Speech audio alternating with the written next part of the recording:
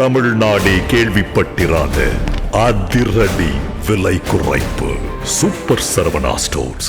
சொந்த வீடு வாங்க ஸ்டெப் ஸ்டோனுக்கு வாங்க. Step stone.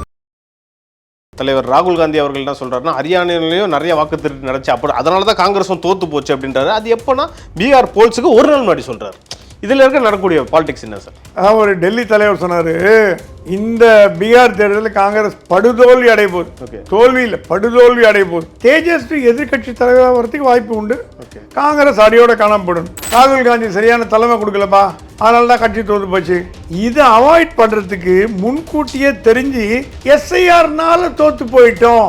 ராகுல் காந்தியோட அபத்தமான பேச்சல் இருக்கு பாருங்க. இது தேர்தல் கமிஷன் மத்திய அரசாங்கத்தின் அங்கமாய் போச்சு. நீங்க நடத்துனீங்களே எம்எஸ் கில் இருக்கும்போது, அப்ப எப்ப என்ன நடந்தது? அப்ப வரலாறு என்ன ஆச்சு? உங்க ஆட்கள் இருந்து தப்பு பண்ணா அப்ப தேர்தல் கமிஷன் நியாயமானது. ரெண்டு பக்கத்துலயும் வேலை செய்யற பீகார்காரங்க. நான் கூப்பிட்டு கேட்பேன், எங்க போய் ஓட்டு போட போறேன்னு. கே ஓட்டுனா ஓட்டு, இது ஓட்டுக்கோசம் நான் எங்கெங்க பீகார் போவேன், நீ இருந்தா போடு, இல்லை போட மாட்டேன் அப்படிங்கிறோம். நீங்க பீகார்காரன் தமிழ்நாடு தங்கக்கூடாதுன்றீங்க. சென்னைக்காரன் அமெரிக்காவில் போய் தங்கி கிரீன் கார்டு வாங்கலாமா? அது எப்படி கிரீன் கார்டு மட்டும் வாங்க முடியுது? அந்த ஊரில் குடியுரிமை வாங்கி அமெரிக்க தேர்தலில் ஓட்டி போடலாம். 40% ஆஃப் பங்களாதேஷி முழுக்க வெஸ்ட் பெங்காலோட வாக்காளர்கள், அசாமோட வாக்காளர்கள். யார் கிரியேட் பண்ணது? இந்திரா காந்தி, ராஜீவ் காந்தி. காங்கிரஸ் உண்மையா போராட வேண்டிய இடம் வெஸ்ட் பெங்கால், அசாம் தான். அங்க ரெண்டுமே வீக், அங்க கட்சியே இல்ல. பாஜக ஓட்டு திருடுதா, சரி பாஜக ஓட்டு போடாதப்பா, நம்ம ஊர் மக்கள் நம்பிடுவாங்க. வெள்ளந்தி எப்படி நீட்டை ஒரே நாள் எடுக்கிறேன்னு நம்ம சொல்லி நம்ப வச்சோமோ, அந்த மாதிரி ஓட்டு திருட்டு அப்படின்னா தமிழ்நாட்டு மக்கள் நம்பிடுவாங்க. அவங்களுக்கு என்ன பயன்னா, வட இந்தியர்கள் தமிழ்நாட்டில் தங்கினாங்கன்னா எவனும் டிஎம்கேக்கு ஓட்டு போட மாட்டான், எல்லாம் மோடிக்கு தான் போடுவான். வெஸ்ட் பெங்காலில் ஆதார் கார்டு வாங்கின பங்களாதேஷிகள் 8 லட்சம் பேர்னு ஒரு புள்ளி வேணும் சொல்லுது. ஆதார் கார்டு வாங்கின பங்களாதேஷிகள். அதனால ஆதார் கார்டையும் நம்புறதில்லை. இப்போ பாஸ்போர்ட், அமெரிக்கன் பாஸ்போர்ட் திருட முடியாது, காப்பி பண்ண முடியாது, டூப்ளிகேட் பண்ண முடியாது, ஒன்றுமே பண்ண முடியாது. அது சிப் எனேபிள்டு. அந்த மாதிரி இந்தியாவில் இல்லையே, பாஸ்போர்ட்டே டூப்ளிகேட் பாஸ்போர்ட் வருது. அப்புறம் எதை வச்சு நீங்கள் இந்தியருங்கிறது ஒரு முடிவு பண்ணுவீங்க? ஸோ இந்த குழப்பத்திற்கெல்லாம் தீர்வு எஸ்ஐஆர். நீங்க எஸ்ஐஆர்னால 100% எடுக்க முடியுமான்னு கேட்டா 100% எடுக்க முடியாது. ஓரளவுக்கு கணிசமா ஒரு 60% 70% சுத்தம் பண்ண முடியும். சிறுபான்மையினருக்கு இதனால் எந்த பாதிப்பும் கிடையாது. ஏன்னா மோடி அரசாங்கம் சிறுபான்மையினருக்கு எதிரானது அல்ல. குஜராத்தில் மோடி ஜெயிச்சதுக்கு காரணமே இஸ்லாமிய மக்கள் தான். அது அடிக்கடி மோடி சொல்லுவார், அமித்ஷா சொல்லுவார். ஏன்னா குஜராத்ல 25 வருடமா கலவரமே இல்லாம பார்த்துட்டார். முஸ்லீம்கள் நிம்மதியா தொழில் பண்றாங்க, சகோதரர்கள் இருக்காங்க, இந்து முஸ்லீம் ரெண்டு பேருமே.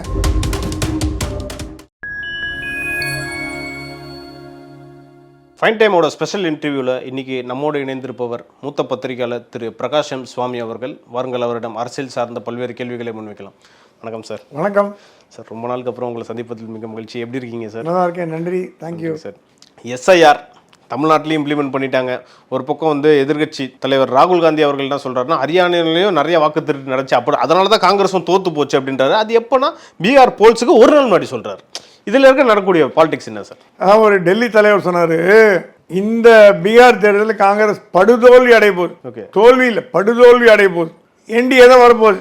அது ஒன்றும் தெரிஞ்ச விஷயம். ஏன்னா என்டிஏ நல்லா கொஞ்சம் பாப்புலராக இருக்குது. ஆனால் மெஜாரிட்டி ரொம்ப மார்ஜின் தான், ரொம்ப எக்கச்சக்கமாக இருக்காது. தேஜஸ்வி எதிர்கட்சி தலைவராக வரதுக்கு வாய்ப்பு உண்டு. காங்கிரஸ் அடியோட காணப்படும். காங்கிரஸ் ஒரு மாநிலமாக எழுந்து வந்தால் அதோட பொறுப்பு எடுக்க வேண்டியவர் ராகுல் காந்தி தான். தலைவர் மல்லிகார்ஜுன கார்கேன்னு இருந்தா கூட காங்கிரசின் முகம் யாருன்னு பார்த்தீங்கன்னா ராகுல் காந்தி. அது ஒன்றும் மறுப்பு இல்லை. ஸோ ராகுல் என்ன பண்றாருன்னா, எப்படி கட்சி தோக்க போகுது, நாளைக்கு தோத்து போச்சுன்னா என்ன சொல்லுவாங்க? ஒரு செக்ஷன் இருந்து இப்போ சசி தரூர் போடுறவங்கலாம் ராகுல் காந்தி சரியான தலைமை கொடுக்கலப்பா, அதனால தான் கட்சி தோத்து போச்சு.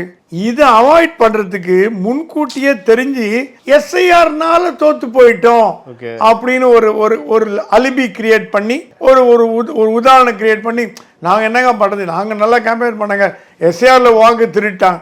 தேர்தல் கமிஷன் என்பது மத்திய அரசாங்கத்தோட அங்கம் அல்ல, அட்டானமஸ் பாடி. டிஎன் சேஷன் ஒருத்தர் இருந்தார். ஆமாங்க சார். தமிழ்நாட்டுக்கார ஐஏஎஸ் அதிகாரி. ஆமா ஆமா. கண்ணில் விரல விட்டு ஆட்டினார். ரோட்ல 10 மணிக்கு அப்புறம் மைக் போட்ட புடுங்கி வேணார், போஸ்டர் ஓட்டின கிழிப்பேன்னாரு. அவர் ஜெயலலிதா டாச் கார்மெண்ட் ஹோட்டலில் வச்சு அடிச்சாங்க. ஓ, ஆளை வச்சு அடிச்சாங்க, உள்ள பூந்து அடிச்சாங்க. டாச் கார்மெண்ட் நான் இருந்த ஜூனியர் லீடராக இருந்தேன். Okay sir. அந்த மாதிரி ஒரு பீரியட்ல டிஎன் சேஷன் வந்து தேர்தல் ஆணையத்தோட தைரியத்தை நிலைநாட்டினார். தன்னிகரில்லா தமிழர்கள் இருந்திருக்காங்க. டிஎஸ் கிருஷ்ணமூர்த்தி, கோபால்சாமி, இவங்கெல்லாம் இருந்திருக்காங்க. அவங்க எல்லாருமே வந்து மத்திய அரசாங்கத்தை ஆதரித்து போகக்கூடியவங்க இல்லை, நேர்மையான நேரம். இப்போ ஒரு சுப்ரீம் கோர்ட் இருக்கு. சுப்ரீம் கோர்ட் என்ன டெல்லி சொல்ல பற்றி கேட்குமா? இல்லை சார். அப்புறம் சுப்ரீம் கோர்ட் இந்தியாவில் தான் இருக்குது, டெல்லியில் தான் இருக்குது, பார்லிமெண்ட் பக்கத்தில் தான் இருக்குது. அப்போ ஜட்ஜ் எல்லாம் டெய்லி வந்து மந்திரி வீட்டில் என்ன ஜட்ஜ்மெண்ட் ஆகணும் அப்புறம் ராகுல் காந்தியோட அபத்தமான பேச்சல் இருக்கு பாருங்க. இது வந்து தேர்தல் கமிஷன் வந்து மத்திய அரசாங்கத்தோட அங்கமாகி போச்சு. நீங்கள் நடத்துனீங்களே எம்எஸ் கில் இருக்கும்போது, அப்போ எப்போ என்ன நடந்தது? அப்போ வரலாறு என்ன ஆச்சு? உங்களுக்கு வேணாங்கிற வாக்கெல்லாம் எடுத்து விட்டீங்களே டெல்லி தேர்தலில். எம்எஸ் கில் உங்களால் தானே இருந்தார். அப்போ உங்க ஆட்கள் இருந்து தப்பு பண்ணா அப்ப தேர்தல் கமிஷன் நியாயமானது.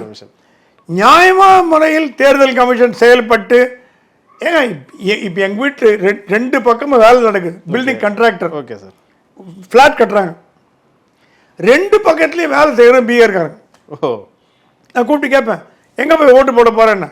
கே ஓட்டுனா ஓட்டு, இது ஓட்டுக்கோசம் நான் எங்கெங்க பீகார் போவேன், இங்க இருந்தா போடுவேன், இல்லை போட மாட்டேன் அப்படிங்கிறான். ஸோ தமிழ்நாட்டிலே பார்த்தீங்கன்னா அப்பா அம்மா திருநெல்வேலியில் இருப்பாங்க, பையன் மெட்ராஸில் இருக்கும். ஆமாம். பையனுக்கு மெட்ராஸில் ஓட்டு இருக்கும், அப்பா அம்மாவுக்கு திருநெல்வேலியில் ஓட்டு இருக்கும்.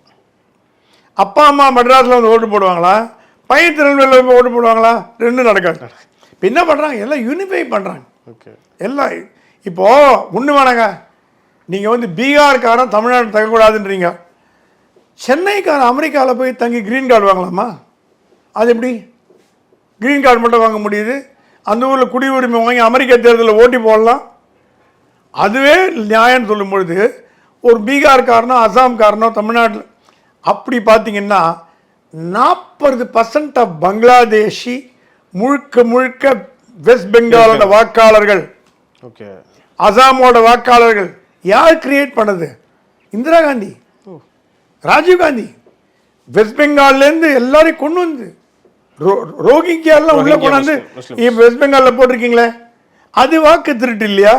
அது ஏன்னா வெஸ்ட் பெங்கால் நீங்கள் தோக்க போறீங்கன்னு தெரிஞ்சு போச்சு. வெஸ்ட் பெங்காலில் வந்து போட்டி வந்து காங்கிரஸுக்கும் திரிணாமுல் காங்கிரஸுக்கும் இல்லை, திரிணாமுல் காங்கிரஸுக்கும் பிஜேபிக்கு தான் அங்கே போட்டி அங்கே.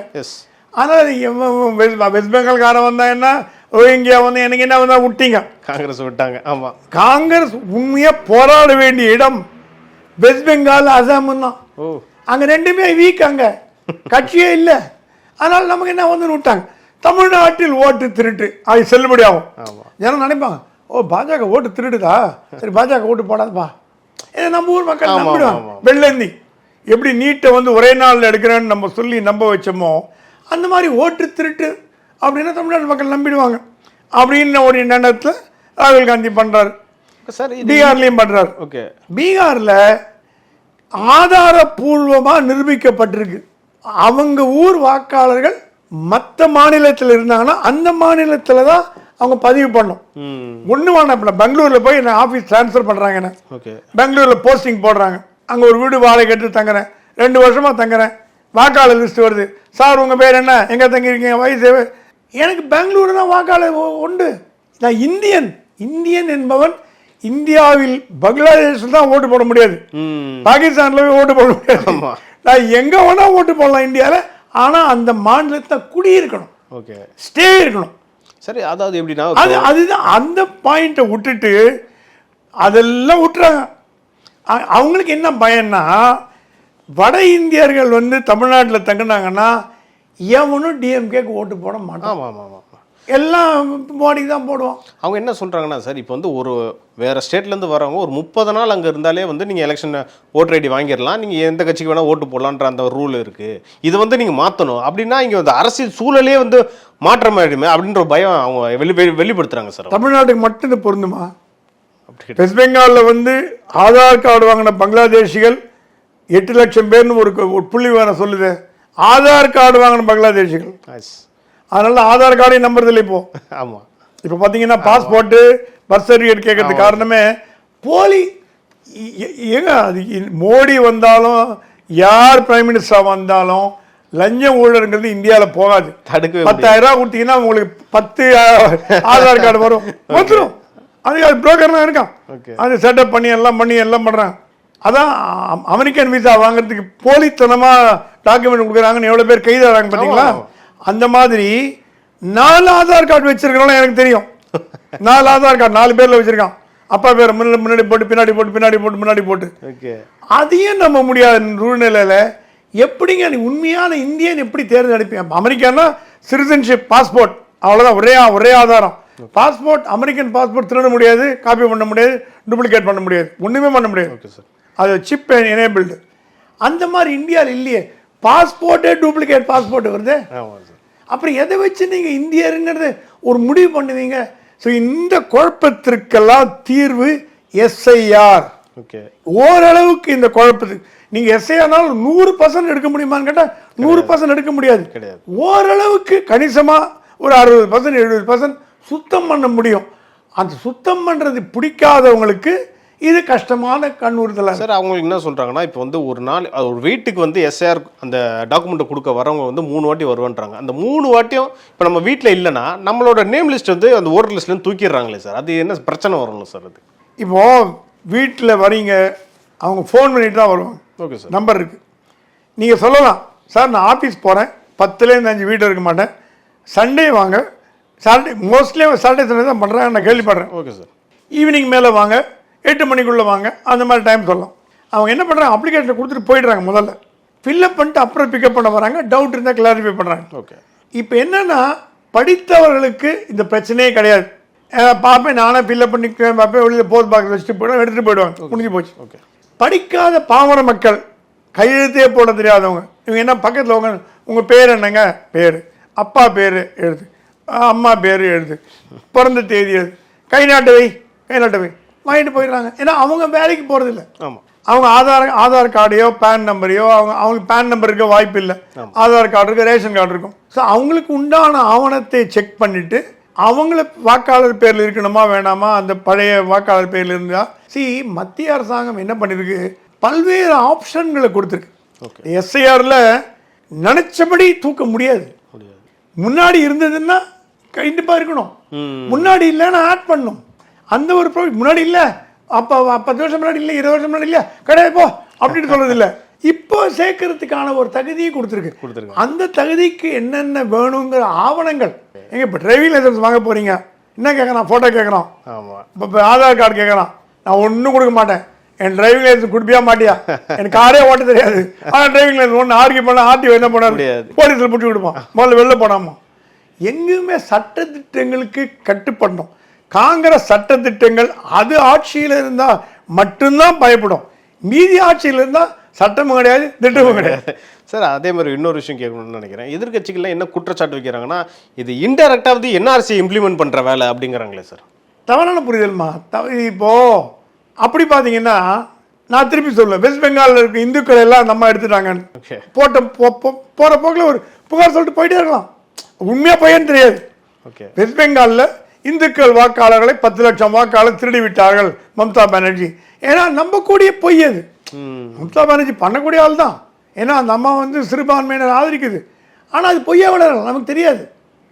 பொல்டாம்போக்கில் சொல்லிட்டு போகிறது வேற, உண்மையே சொல்கிறது வேற. உண்மை மாதிரி தெரிய சொல்கிறது வேற விஷயம். ஸோ இது வந்து எப்படின்னா, இஸ்லாமியர்களுக்கோ மற்ற கிறிஸ்தவர்களுக்கோ யாருக்குமே பாதிப்பு வராத வகையில் செய்யப்படுகிறது. அதுக்கு அப்பீல் கொடுக்கவும் டைம் இருக்கு. உங்கள் பேர் விட்டு போச்சுன்னா இப்போ என்ன சொல்கிறாங்க, ஒரு தொகுதியில் வந்து 50 வாக்காளர்கள் ஒரு தெருவில் எடுத்துடுறாங்க, ஒரே வீட்டில் 100 பேர் இருக்காங்க. இந்த மாதிரி புகார் நம்ம கேள்விப்படுறோம். ஒரு வீட்டில் 100 பேர் இருக்காங்க. இப்போ இந்த குடிசைகளுக்கு பதிலாக வீடு கட்டி கொடுக்குறாங்க கவர்மெண்ட்டில். ஒரு 10 மாடி கட்டை கட்டி கொடுக்குறோம். ஒரு வீட்டில் 10 பேர் இருக்காங்க தெரியுமா உங்களுக்கு? எப்படி இருக்காங்கன்னு தெரியாது, நான் பார்த்துருக்கேன். அந்த பட்டினப்பாக்கம் கடற்கரை ஓரம் ஒரு வீட்டில் 10 பேர் இருக்காங்க. 10 வீட்டில் 100 பேர், ஒரு பில்டிங்கில் 1000 பேர். என்ன ஒரு பில்டிங்கில் எப்படிங்க 1000 பேர் இருக்க முடியும்? உட்காந்துட்டு தூங்குவாங்களா, நின்றுட்டு தூங்குவாங்களா? இப்படிலாம் கேள்வி வரும். ஆனால் அந்த சட்ட பிரகாரம் அந்த அட்ரஸில் முனுசாமியா ராமசாமி இருக்காங்க. அப்படிதான் பார்ப்பாங்களே தவிர எஸ்ஐஆர் பார்க்க போகிறாங்க. நீங்கள் தூங்கும்போது காலை மடிச்சுட்டு தூங்குவீங்களா, நின்றுட்டு தூங்குவீங்களா, உட்காந்துட்டு தூங்குவீங்களா? உங்கள் வீட்டில் எப்படி 10 பேர் இருக்காங்க, கேட்கறதுக்கு உரிமை இருக்கா? இல்லை.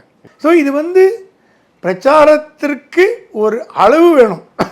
சிறுபான்மையினருக்கு இதனால் எந்த பாதிப்பும் கிடையாது. ஏன்னா மோடி அரசாங்கம் சிறுபான்மையினருக்கு எதிரானது அல்ல. குஜராத்தில் மோடி ஜெயிச்சதுக்கு காரணமே இஸ்லாமிய மக்கள் தான். அது அடிக்கடி மோடி சொல்லுவார், அமித்ஷா சொல்லுவார்.